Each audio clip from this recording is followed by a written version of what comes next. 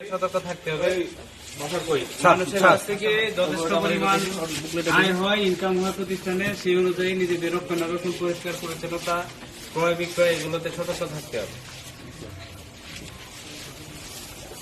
এখানে কি আছে? এখানে পরন্ত 35টা কি আছে? পরন্ত এখানে 35 কি আছে? ধারা 35 করে 35 কি আছে? পড়েন। লাইট দেন, সাফিসিয়েন্ট লাইট নাই তো।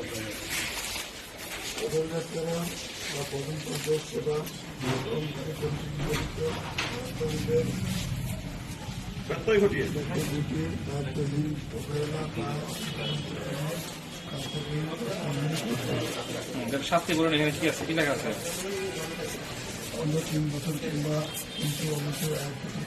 সর্বনিম্ন 1 বছর, সর্বোচ্চ 3 বছর, তারপরে অর্থদণ্ড মিনিমাম 3 লাখ টাকা জরিমানা। তবে এখানে দায়িত্ব